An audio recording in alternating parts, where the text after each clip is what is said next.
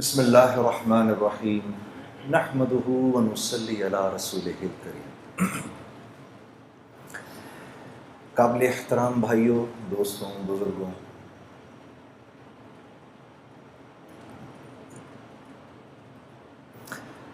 ہر چیز اپنی قیمت اس وقت رکھتی ہے جب وہ اپنے مقصد پر ہو،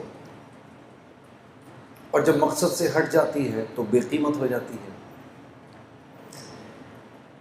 اس مسجد کے اندر یہ جو پنکھے ہیں یہ ہمیں ہوا دینے کے لیے ہیں۔ یہ جب تک ہمیں ہوا دیتے رہیں گے ہم ان کی صفائی بھی کرتے رہیں گے، اور یہ مسجد کی زینت بھی بنے رہیں گے۔ یہ لائٹیں جب تک روشنی دیتی رہیں گی تو یہ صاف بھی کی جائیں گی، اور مسجد جو کہ خدا کا گھر ہے اس کا حصہ بھی بنی رہیں گی۔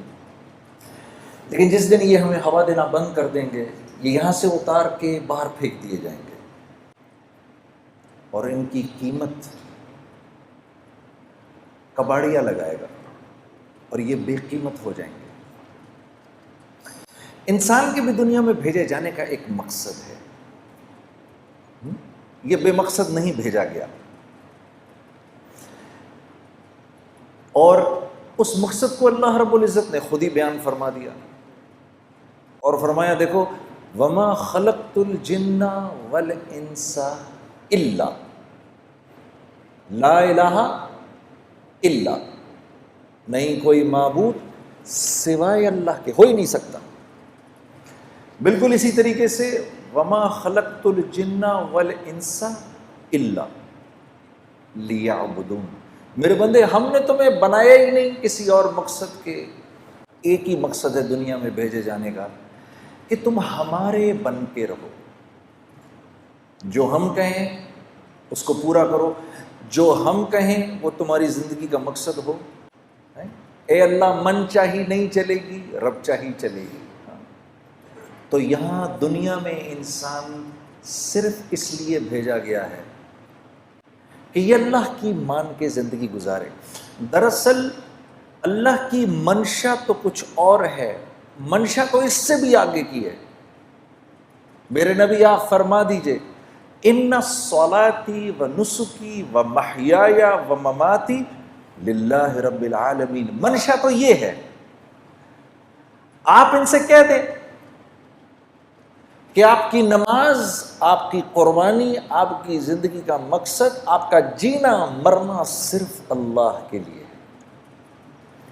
اللہ کے نبی صلی اللہ علیہ وسلم کو تو دراصل یہ بات بتانے کی ضرورت بھی نہیں، کہ اللہ کے نبی تو یہ بات جانتے ہیں، لیکن آپ کے ذریعے آپ کی امت کو یہ بتانا مقصود تھا کہ یہ دنیا میں آئے کیوں ہیں، یہ دنیا میں بھیجے جانے کا مقصد ہے۔ یہ پوری کائنات ہے جو ہم اپنے ارد گرد دیکھتے ہیں میرے عزیز دوستو، یہ پوری کی پوری کائنات اللہ نے انسان کے لیے بنائی ہے۔ اس کائنات میں سے انسان کو نکال دیں تو یہ کائنات پھیکی پڑ جاتی ہے، اس کا کوئی مقصد نہیں، کیونکہ اللہ رب العزت نے انسان کو اس دنیا میں بھیجنے کے بعد انسان کو وہ دو اختیارات دیے جو انسان کے علاوہ اللہ نے کسی کو نہیں دیے، اور ان دو اختیارات کا تعلق بھی اللہ کی ذات سے براہ راست ہے، اور وہ یہ کہ اللہ نے انسان کو یہ عقل اور علم دیا کہ انسان اپنا استعمال بھی جانتا ہے اور اپنے ارد گرد کی چیزوں کا استعمال بھی جانتا ہے۔ یہ جو بکری آپ دیکھتے ہیں، اس بکری کو نہیں پتا میرا کیا استعمال ہے، یہ نہیں جانتی، نہ اس کو یہ پتا ہے کہ مرغی کا کیا استعمال ہے۔ یہ جو گھوڑا آپ دیکھ رہے ہیں یہ اپنا استعمال نہیں جانتا، نہ یہ اونٹ کا استعمال جانتا ہے۔ اتنی بڑی ویل مچھلی یہ اپنا استعمال نہیں جانتی، نہ یہ ارد گرد کی چیزوں کا استعمال جانتی ہے۔ یہ سورج جو آپ دیکھ رہے ہیں کتنی بڑی مخلوق ہے، یہ اپنا استعمال نہیں جانتا، نہ ارد گرد کی چیزوں کا استعمال جانتا ہے۔ انسان کے علاوہ اس کائنات کی ہر مخلوق اللہ کے حکم میں پوری کی پوری جکڑی ہوئی ہے۔ انسان کو یہ تھوڑا سا اختیار دیا ہے، یوں تو انسان بھی پورا کا پورا اللہ کے حکم میں جکڑا ہوا ہے۔ نہ یہ اپنی مرضی سے آیا، نہ یہ اپنی مرضی سے یہاں رہ رہا ہے، نہ یہ اپنی مرضی سے یہاں سے جائے گا۔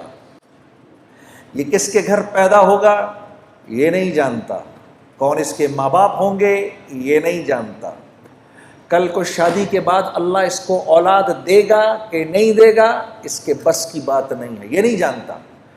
بیماری سے بچ جائے اس کے بس کی بات نہیں ہے، بیماری سے باہر نکل آئے اس کے بس کی بات نہیں ہے، موت سے بچ جائے اس کے بس کی بات نہیں ہے۔ تو یوں تو یہ بھی بالکل اللہ کے حکم میں جکڑا ہوا ہے، بس تھوڑا سا اللہ نے اس کو یہ اختیار دیا ہے، کیونکہ اس کے ساتھ اللہ نے جنت اور جہنم کا معاملہ رکھنا ہے۔ اس کے ساتھ اللہ نے جنت اور جہنم کا معاملہ رکھنا ہے۔ یہی وہ اختیار ہے میرے عزیز دوستو جس کی بنیاد پر اللہ نے انسان کو باقی تمام مخلوق سے اشرف بنایا ہے، اور یہ اشرف المخلوقات کہلاتا ہے۔ صرف ایک یہ وجہ ہے، ورنہ تو دیکھو کتنا کمزور ہے۔ اپنی پیدائش کے وقت اس کو تو ہوش ہی نہیں ہوتا۔ اس کے برعکس مچھلی کا بچہ انڈے سے نکلتا ہے فوراً تیرنا شروع کر دیتا ہے، مرغی کا بچہ انڈے سے نکلتا ہے چلنا شروع کر دیتا ہے، بکری کا بچہ تھوڑی دیر میں کھڑا ہو جاتا ہے۔ یہ تو 6 سال تک ہوش پہ نہیں آتا۔ جسم کا ایک ہلکا سا درجہ حرارت بڑھ جائے تو بیمار پڑ جاتا ہے، ذرا سا کم ہو جائے تو بیمار پڑ جاتا ہے، تھوڑی سردی زیادہ ہو جائے تو بیمار پڑ جاتا ہے، تھوڑی گرمی زیادہ ہو جائے تو تکلیف میں آ جاتا ہے۔ یہ تو بہت کمزور ہے، لیکن اللہ نے یہ جو اس کو اختیار دیا ہے یہ اس کے باقی تمام اللہ کی مخلوق پر اس کو منفرد کرتی ہے۔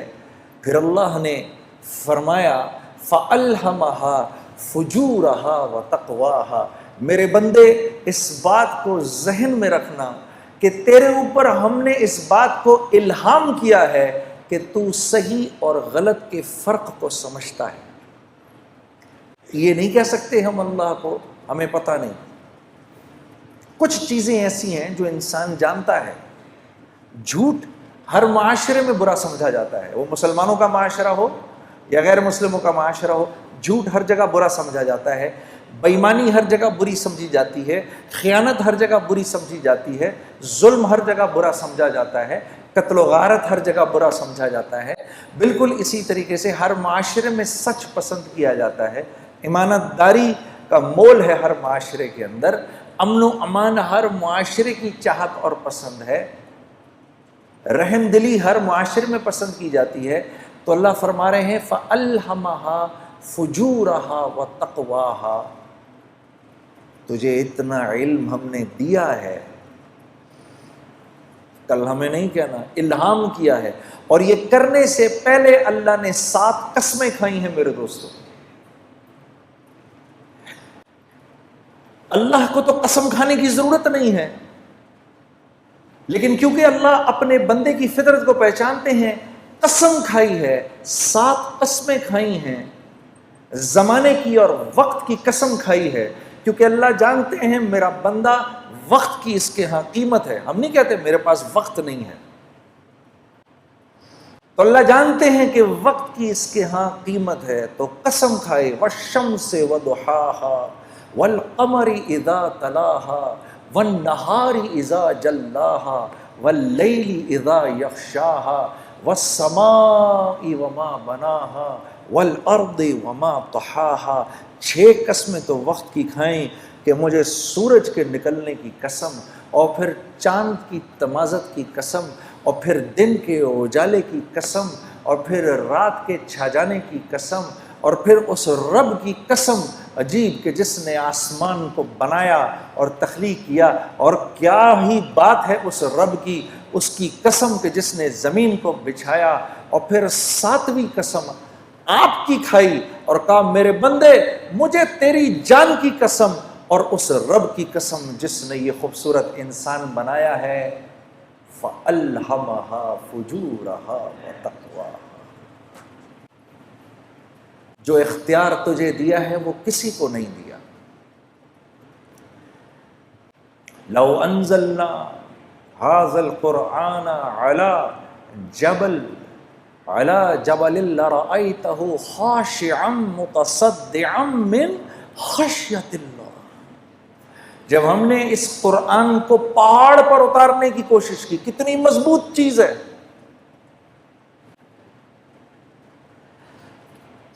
یہ اس پہاڑ کو وہ ہوا نہیں ہلا سکتی جو آگ کو بجھا دیتی ہے، جو سمندر کے پانیوں کو لے کے چلتی ہے، وہ آگ بھی وہ ہوا بھی اس کو اپنی جگہ سے نہیں ہلا سکتی، بڑے بڑے زلزلے بھی پہاڑ کو نہیں توڑ سکتے۔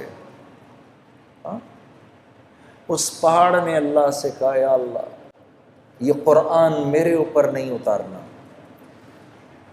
میں تیرے حکم نہیں پورا کر سکتا، کیونکہ میں تو تیرے حکم میں جکڑا ہوا ہوں۔ انسان نے کہا اے اللہ ہم پر اتار، ہم تیرے حکموں کو پورا کریں گے۔ تو یہ ذمہ داری لیے بیٹھے ہیں میں اور آپ۔ قد افلح من زکاہا، اللہ فرما رہے ہیں میرے بندے اگر تو نے اپنے نفس کو، اگر تو نے اپنی خواہشات کو میرے حکموں کے تابع کر دیا تو تو کامیاب ہو جائے گا، کیونکہ یاد رکھ نفس پر تو چلنے کے لیے نہیں ہے، نفس پر جانور چل سکتا ہے، کیونکہ جانور کو تو ہم نے کوئی اختیار دیا ہی نہیں، وہ تو اچھائی اور برائی کو نہیں سمجھتا۔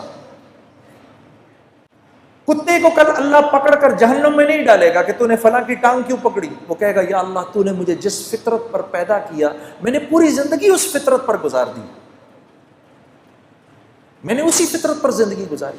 سانپ کو اللہ جہنم میں نہیں ڈالے گا کہ تو نے کیوں کاٹا فلاں کو، وہ کہے گا اللہ یہ تو نے بات میری فطرت میں ڈالی تھی، اور میں بالکل پورا کا پورا تیرے حکموں پر چلا ہوں۔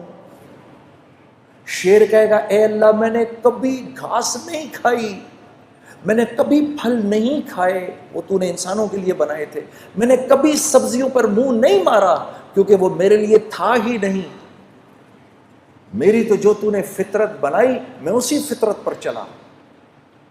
بکری اللہ سے، گھوڑا اللہ سے، اونٹ اللہ سے کہے گا یا اللہ ہم نے کبھی گوشت کو منہ نہیں لگایا، جو تو نے گھاس پھوس ہمارے لیے بنائی ہم نے وہی کھائی۔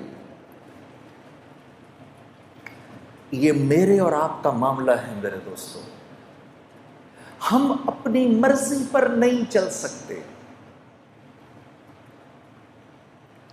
یہ وہ بات ہے جو میں آپ کو بتانے آیا ہوں، کیونکہ آپ کا ایک مقام ہے، آپ اشرف المخلوقات ہیں، آپ اپنے نفس پر نہیں چل سکتے۔ اگر نفس کہہ رہا ہے کہ سوتا رہے فجر گزرتی ہے تو گزرے، یہ آپ نہیں کر سکتے۔ چلو ایک سیکنڈ کے لیے صرف سمجھانے کے لیے ہم آخرت کی نہیں دنیا کی بات کرتے ہیں، سمجھانے کے لیے، کیونکہ جب آخرت سمجھانے لگو تو پھر کیا اگلا کہتا ہے ارے مولانا یہاں کا بتائیے کون جیتا ہے تیری زلف کے سر ہونے تک، آخرت تو جب آئے گی تب آئے گی، دیکھا جائے گا، ابھی یہ بتائیں میں دنیا میں خوبصورت زندگی کیسے گزاروں۔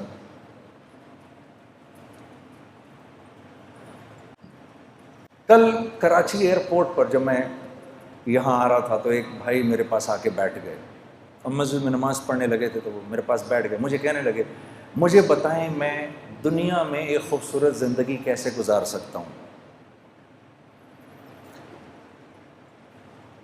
میں نے کہا میں اگر آپ کو یوں بتاؤں اور اگر آپ میری بات پر عمل کر لیں تو آپ یقین کریے کہ اللہ رب العزت کی ذات، اس کی یہ منشا ہر وقت کی منشا ہوگی کہ آپ کی زندگی ایک خوبصورت زندگی بن جائے، اور جس کے لیے اللہ رب العزت طے فرما لیں کہ اس کی زندگی خوبصورت ہوگی، ساری کی ساری کائنات مل کر اگر اس کی زندگی کو خراب کرنا چاہے، اس کو پریشان کرنا چاہے تو نہیں کر سکتی۔ اور اگر اللہ یہ فیصلہ فرما لیں کہ نہیں یہ نافرمان ہے، اس کی زندگی میں اس کو ہم خوف اور غم کا لبادہ پہنائیں گے ہی، 7 ارب انسان اگر مل کر آپ کی زندگی کو خوبصورت بنانا چاہیں تو نہیں بنا سکتے۔ اس کو کہتے ہیں لا الہ الا اللہ۔ یہ ہے لا الہ الا اللہ، کہ میری ہر حاجت اللہ کی ذات سے جڑی ہوئی ہے۔ اگر میں اپنی حاجت کو چیزوں کے اندر ڈھونڈوں گا تو میں پریشان ہو جاؤں گا۔ اگر میں یہ سمجھوں گا کہ میرے بھوک کا تعلق میرے معدے سے ہے تو پھر میں مخلوق سے جا کر اپنی ضرورت کو پورا کرنے کی کوشش کروں گا۔ مخلوق تو خود ضرورت مند ہے، انہیں تو خود ضرورت ہے، وہ تو خود بھوکے ہونے والے ہیں تھوڑی دیر کے اندر، اس کو تو خود بھوک لگنے لگی ہے تھوڑی دیر میں۔ میرے دوستو، بھوک آتی ہے اللہ کے بھوک کے خزانوں سے، اس کا تعلق معدے سے نہیں ہے۔ آج تو یہ بات اتنی عجیب ہے کہ اس بات کو کرو بھی تو مسلمان کی اولاد بھی آپ کی شکل کو ایسے دیکھتی ہے کہ جیسے پتہ نہیں کون سی انوکھی بات کہہ رہا ہوں میں، لیکن یہ سچ ہے، یہ اللہ کی سنت ہے، اس نے کبھی تبدیل نہیں ہونا۔ میرے بندے، وَفِي السَّمَاءِ رِزْقُكُمْ وَمَا تُوعَدُونَ، جو رزق تو اپنا دنیا میں ڈھونڈ رہا ہے اس کا تعلق زمین و آسمان سے، ساری کائنات سے نہیں ہے، یہ تو ہم آسمان سے اتارتے ہیں تیرے لیے، پھر تو جھوٹ کیوں بولتا ہے؟ اب وہ مجھے نوجوان کہہ رہا مجھے بتائیں میں کیا کروں۔ میں نے کہا بھائی دیکھو،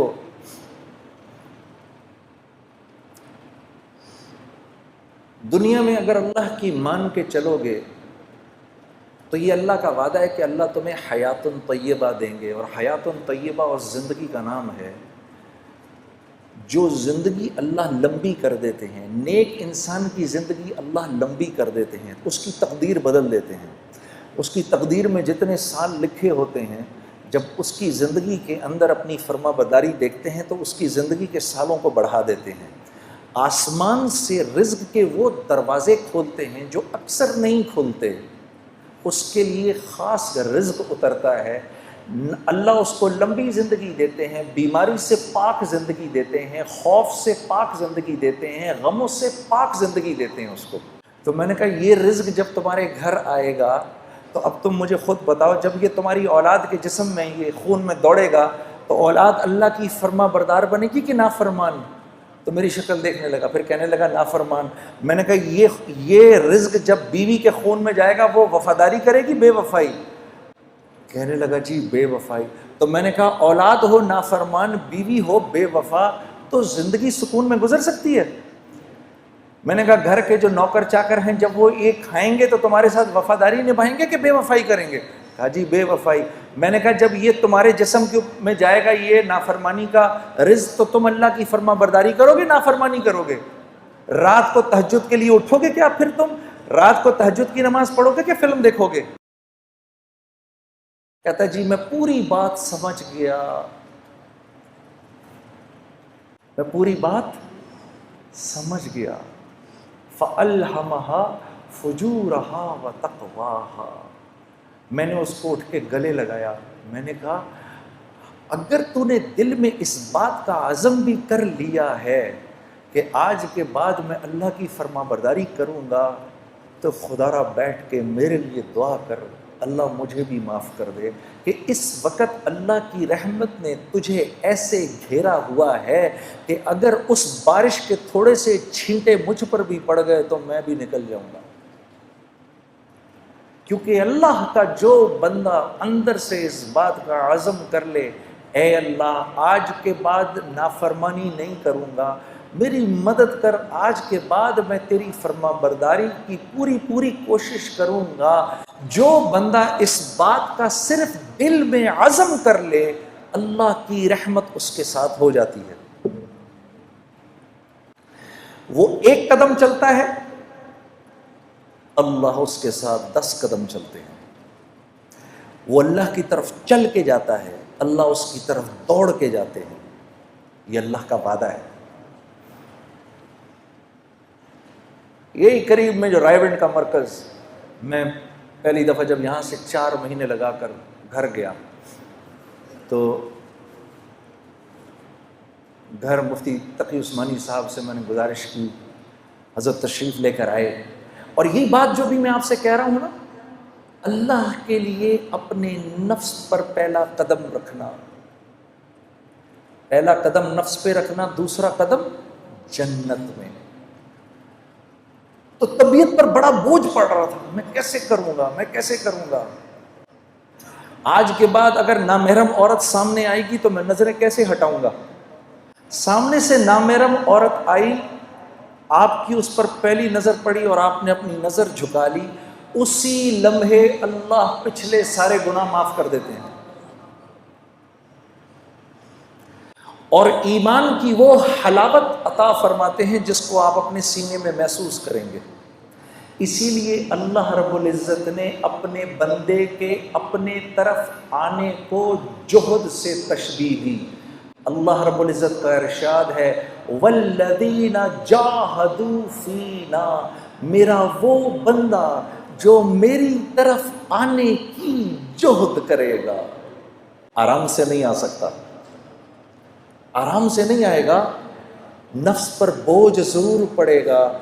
جو جہد کرے گا، جب بیٹا کسی غلط بات کا مطالبہ کرے تو بیٹے سے کہے گا بیٹا باوجود اس کے کہ تو میری اکیلی اولاد ہے لیکن میں کیا کروں، یہ گناہ میں نہیں کر سکتا کیونکہ اللہ اور اس کے رسول کا حکم نہیں ہے، یہ میں نہیں کروں گا بیٹا، یہ میں نہیں کر سکتا. اس کو اللہ فرما رہے ہیں والذین جاہدوا فینا، جو میری طرف آنے کی کوشش کرے گا، لنہدینہم سبلنا، میرے بندے غور سے سن، میں ضرور در ضرور تیرے لیے اپنی قربتوں کے راستوں کو کھولوں گا، پہنچ جائے گا تو میری طرف. تو میں نے جب یہ بات سنی تو میں مفتی صاحب کا چہرہ دیکھنے لگا. میں نے کہا حضرت مجھے بات سمجھ نہیں آئی، مجھے سمجھائیں ذرا، مجھے نہیں بات سمجھ میں آئی. اللہ کی قربت کے راستے کیا ہیں؟ تو فرمانے لگے کبھی اس ماں کو دیکھا ہے جو پہلی مرتبہ اپنے بچے کو زمین پر کھڑا کرنے کی کوشش کرتی ہے، 8، 9 یا 10 ماہ کا بچہ ہوتا ہے یا 1 سال کا. جب اس کو پہلی دفعہ کھڑا کرتی ہے تو اپنی دونوں انگلیاں اس کے ہاتھ میں دیتی ہیں، پھر اپنے ہاتھ چھڑوا کے پیچھے ہو جاتی ہے. اب بچہ ماں کی طرف بڑھنے کے لیے پہلا قدم اٹھانے لگتا ہے، ابھی پہلا قدم اٹھا نہیں سکتا، ماں فرتے جذبات میں دوڑ کر اس کو پھر گلے لگا لیتی ہے. جب بندہ اس بات کا عزم کرتا ہے میرے رب تو کتنا میرا کریم رب ہے، اب تک میں نے کتنا تجھ کو ناراض کیا، آج کے بعد یا اللہ میں تیرے حکموں کو نہیں توڑوں گا، میں پوری کوشش کروں گا کہ یا اللہ میں تیرے حکموں کو پورا کروں، کمی بیشی رہ جائے تو معاف کر دینا. جب وہ یہ ارادہ کرتا ہے تو اللہ رب العزت دوڑ کے آ کے اپنے اس بندے کو سینے سے لگا لیتے ہیں. ارادہ ملک کا بادشاہ، ملک کا حکمران ابھی اس بات کا ارادہ کرتا ہے، وہ جھوٹے منہ کہتا ہے، جھوٹے منہ میں اس ملک میں اللہ کے حکموں کو پورا کروں گا، اللہ کی مدد براہ راست اس کے ساتھ ہو جاتی ہے. جھوٹا ارادہ، اس کا کوئی ارادہ نہیں ہے. جب ہم کہتے ہیں نا حسبی اللہ، سوچے سمجھے بغیر ہم کہیں نا حسبی اللہ، بس اللہ میرے لیے کافی ہے، اللہ کافی ہو جاتا ہے. حسبی اللہ لا الہ الا هو علیہ توکلت وہو رب العرش العظیم. میرے دوستو یہ وہ دعا ہے جو دن میں اگر کوئی 7 مرتبہ شروع میں اور 7 مرتبہ شام میں اس دعا کو پڑھ لے پورے دن کے لیے، اور یہ وہ واحد دعا ہے جس کے بارے میں اللہ کے نبی نے فرمایا یہ میرا کوئی امتی اگر دھیان کے بغیر بھی پڑھے گا اللہ سارا دن اس کے ساتھ ہو جائیں گے. حسبی اللہ، میرا اللہ میرے ساتھ ہے. کبھی اکیلے میں بیٹھنا، اللہ سے اپنے گناہوں کی معافی مانگ کے پھر تھوڑی دیر میں دل کو ایک تسکین ہوگی، 2 آنسو نکلیں گے، سمجھ جانا اللہ نے خوش ہو کے معاف کر دیا۔ پھر کہنا آنکھیں بند کر کے حسبی اللہ، پھر یاد کرنا کہ بھائی نے کہا تھا یہ بات، ساری دنیا کا مزہ ایک طرف، یہ جو 2 بول تم بولو گے حسبی اللہ، اللہ ایسا سکون دل میں دیں گے کہ تم کہو گے دنیا کی دولت بھی اس کے آگے ہیچ ہے۔ حسبی اللہ۔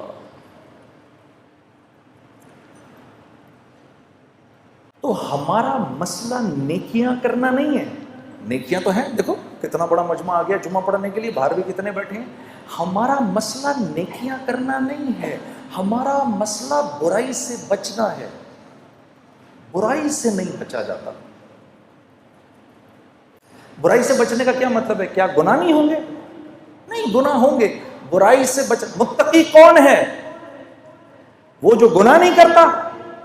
نہیں، متقی تو وہ ہے جو گناہ کرتا ہے فوراً معافی مانگ لیتا ہے، یہ متقی ہے۔ گناہ کیا معافی مانگ لو، اللہ مجھے معاف کر دے، معاف ہو گیا۔ پھر گناہ ہوا، یا اللہ مجھے معاف کر دے، پھر معاف ہو گیا، یا اللہ معاف کر دے۔ کرتے کرتے کرتے اللہ رب العزت ایک وقت آتا ہے، اللہ فرماتے ہیں میرے بندے چل دیکھتے ہیں کہ تو معافی مانگ کے تھکتا ہے یا ہم معاف کر کے تھکتے ہیں۔ تو معافی مانگ مانگ کے تھک جائے گا، ہم معاف کر کے نہیں تھکیں گے۔ یہ تو ہم اللہ کو پہچانتے نہیں۔ آپ دیکھو، یہ اسکول میں تو سبھی گئے ہیں، 8 بجے کا ٹائم، بھائی 8 بجے اسکول میں جانا ہے، 8 بجے نہیں پہنچو گے تو کیا ہو جائے گا؟ گیٹ بند ہو جائیں گے۔ اس کے بعد گھسنے دیں گے اندر؟ نہیں گھسنے دیں گے، چلو بھائی باہر نکلو، ادھر سے گھر جاؤ۔ اب ادھر مؤذن اذان دیتا ہے، اللہ اکبر اللہ اکبر، اس رب سے بڑا کوئی نہیں ہے، یہی سب سے بڑا ہے۔ اذان ہو گئی، اذان کے بعد اللہ رب العزت کا حکم آنا چاہیے تھا، چلو بھائی بند کرو، مسجد کو بند کرو، اب کوئی مسجد میں نہیں داخل ہوگا۔ تو مؤذن سے کہا رک جاؤ رک جاؤ، ابھی تو میرے بندوں نے اذان سنی ہے، انہیں 15-20 منٹ تو دو، ابھی میرے بندے کاموں میں لگیں، ابھی آئیں گے، میرے بندے ابھی آئیں گے۔ مسجدوں کے دروازے کھول دو، کیونکہ مسجد میری رحمت کی جگہ ہے، میرا گھر ہے، ابھی میرے بندے آئیں گے، کوئی بات نہیں اگر تھوڑی دیر ہو گئی تو، ابھی تو یہ آئیں گے۔ 15-20 منٹ کے بعد نماز کھڑی ہوئی، اللہ اکبر قد قامت الصلاۃ قد قامت الصلاۃ، نماز کھڑی ہونے لگی ہے، نماز کھڑی ہونے لگی ہے۔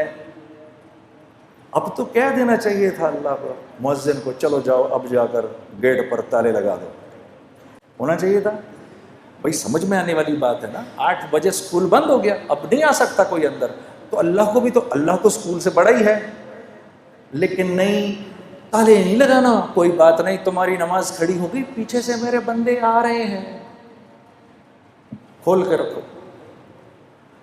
اتنے میں جناب بھائی پہنچے، اللہ اکبر، مولانا نے پڑھنا شروع کیا، الحمدللہ رب العالمین الرحمن الرحیم۔ بھائی پہنچ گئے، یا اللہ میں کیا کروں؟ چپ کر کے کھڑا ہو جائے اس کے پیچھے، یا اللہ میری تکبیر اولیٰ مل جائے گی، مل گئی۔ رکوع کے اندر جانے لگے، رکوع میں چلے گئے، پیچھے سے دوسرے بھائی دوڑے ہوئے آئے، یا اللہ میں کیا کروں؟ چپ کر کے کھڑا ہو جا، یا اللہ میری نماز، چپ کر جا، کھڑا ہو جا، نماز مل گئی۔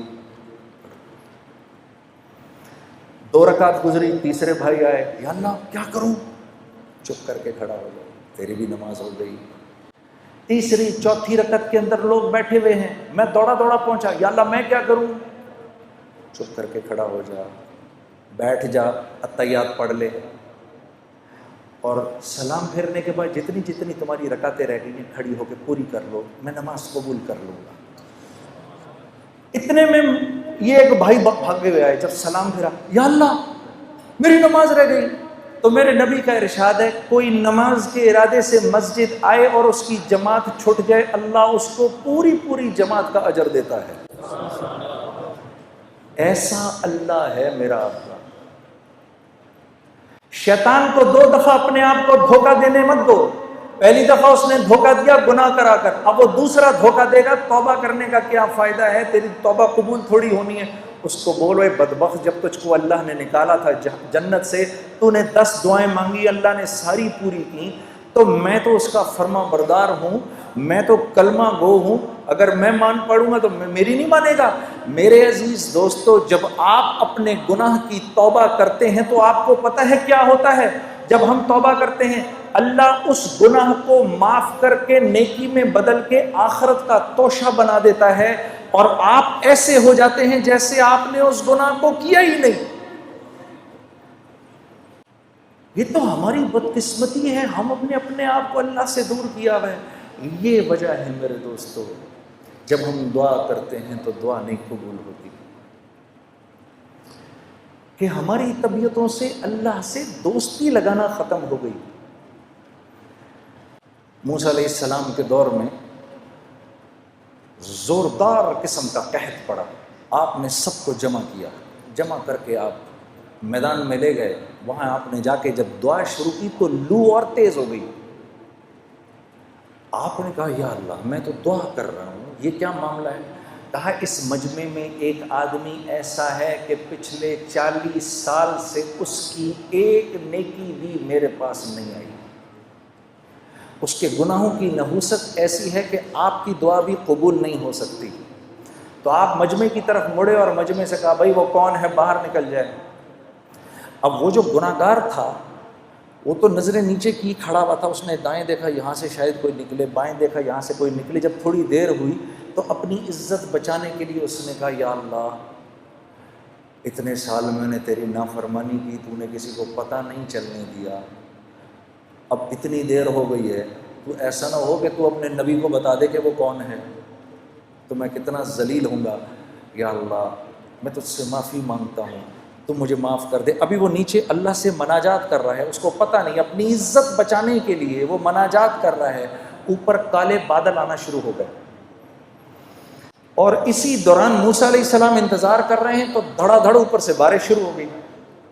کہا یا اللہ یہ کیا ماجرا ہوا؟ کہ میرے نبی میرے بندے نے مجھ سے صلح کر لی، میں نے اس کو معاف کر دیا۔ یا اللہ یہ کون ہے؟ کہا موسیٰ جب نافرمان تھا 40 سال کا، میں نے کسی کو پتہ نہیں چلنے دیا، اب تو وہ میرا ولی بن چکا ہے، میں کیسے بتا دوں وہ کون تھا؟ میرے دوستو آج امت اللہ سے دور ہوئی بیٹھی ہے، کیونکہ اللہ سے دور ہوئی بھی ہے، اپنی ہر مشکل کا حل اس کو اللہ کے غیر میں نظر آتا ہے۔ میں یہ بات ہاتھ جوڑ کے آپ نوجوانوں کے سامنے عرض کرنے آیا ہوں کہ آج کیونکہ ہم اللہ سے دور ہو گئے ہیں اپنے گناہوں کی وجہ سے، تو اللہ رب العزت سے جو حسن ظن ہے وہ بھی ختم ہو گیا ہے۔ اب جب کوئی ضرورت آتی ہے تو خیال اللہ کی طرف جاتا نہیں کہ میں تو اس کی کرتا ہوں نافرمانی، ارے نہیں، میرے گناہوں کی کیا حیثیت ہے اس کی رحمت کے سمندر کے آگے؟ یہ راوی کے دریا میں اپنی ہم اگر 100 قمیضیں لے جائیں اور صاف کر لیں تو راوی کتنا گندا ہو جائے گا؟ ارے 1000 قمیضیں لے جاؤ، 1,00,000 قمیضیں لے جاؤ، 1 کروڑ قمیضیں لے جاؤ، جاؤ جا کے راوی کے اندر دھو، راوی نے کیا گندا ہونا ہے؟ تو یہ تو دنیا کا ایک بہتا ایک عام دریا ہے، اللہ کی رحمت کا جوش مارتا دریا، اس کے سامنے ہمارے گناہوں کی کیا قیمت ہے؟ کچھ بھی نہیں۔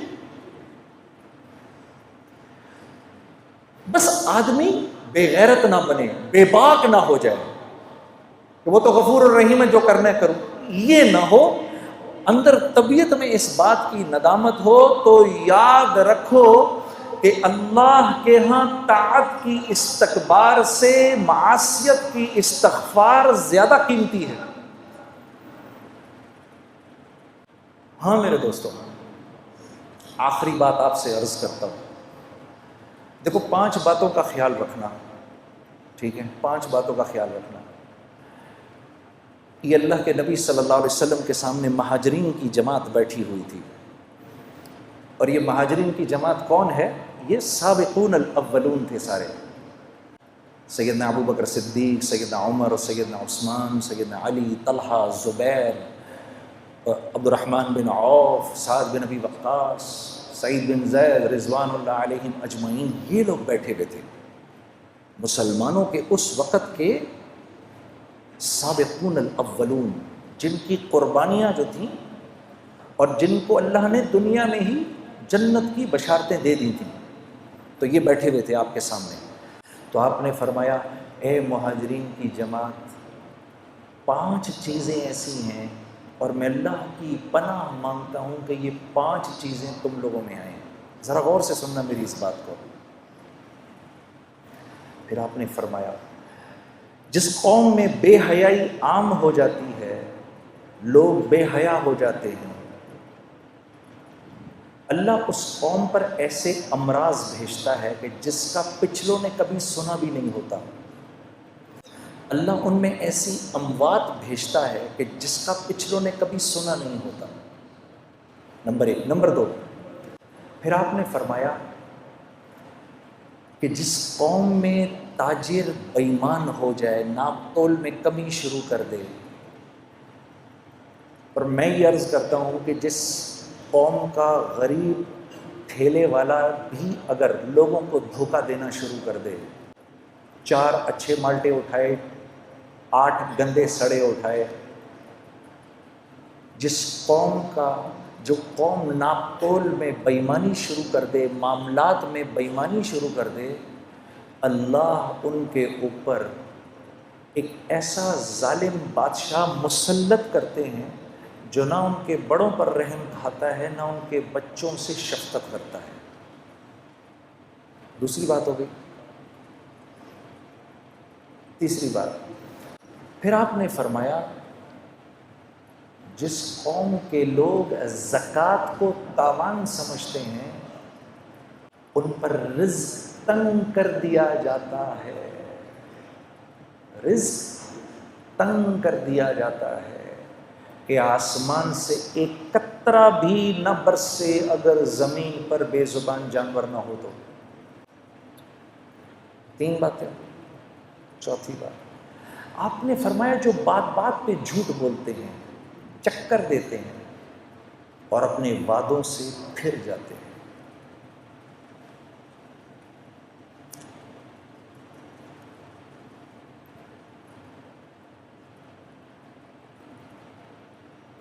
یہ گھر ہم آپ کو 50 لاکھ میں بنا کے دے دیں گے، اس کی قسطیں دیں، آپ 50 لاکھ کے مطابق قسطیں دیں۔ جب گھر دینے کی باری آئی، سر بات یہ ہے کہ وہ تو وطب کی بات تھی، خرچہ تھوڑا بڑھ گیا، اب آپ کو پوزیشن تب ملے گا جب اس کے اوپر 15 لاکھ اور دیں گے آپ۔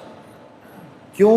کیونکہ اب اس گھر کی قیمت مل رہی ہے 70 لاکھ، ہم تو سر اس کے تو 70 مل رہے ہیں اس وقت، ہم تو پھر 5 چھوڑ رہے ہیں آپ کو۔ اف، یہ میرا آنکھوں دیکھا حال ہے۔ وعدہ خلافی، وعدہ خلافی، وعدہ خلافی۔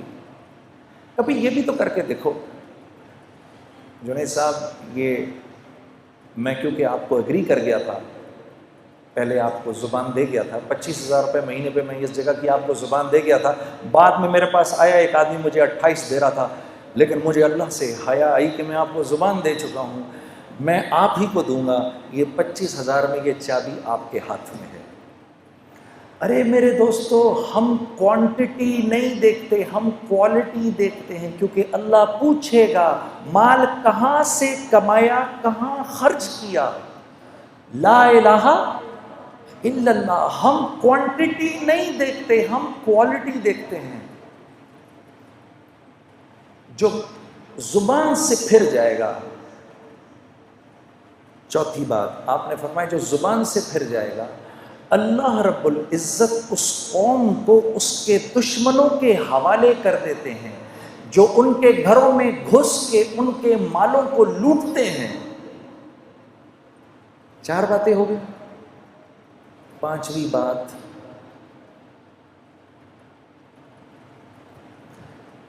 جس قوم سے عدل اٹھ جائے، جس قوم سے عدل اٹھ جائے، جہاں قانون پامال ہو، اللہ اس قوم میں آپس میں خانہ جنگی کروا دیتے ہیں۔ گناہ کیا ہے اور سزا کیا ہے؟ اب آپ مجھے بتاؤ، فوجیں جمع کرنے سے یہ مسئلہ حل ہو سکتا ہے؟ میرے نبی، پہلے تو یہ بتاؤ، نعوذ باللہ من ذالک، میرے نبی کی بات غلط ہو سکتی ہے؟ یہ میں نے 5 چیزیں آپ کو بتائیں، بتاؤ ان 5 چیزوں کے ٹھیک ہونے کا تعلق میری ذات سے ہے یا پولیس اور فوج یا ایلیٹ فورسز سے ہے؟ کس سے ہے اس بات کا تعلق؟ کس سے ہے بھائی؟ میری ذات سے ہے۔ میں ٹھیک ہو گیا، یہ سارا معاملہ ٹھیک ہو جائے گا۔ بس یہ گزارش میں آپ کے سامنے کرنے آیا۔ اللہ آپ لوگوں کو بہت بہت جزائے خیر دے۔ السلام علیکم ورحمۃ اللہ وبرکاتہ۔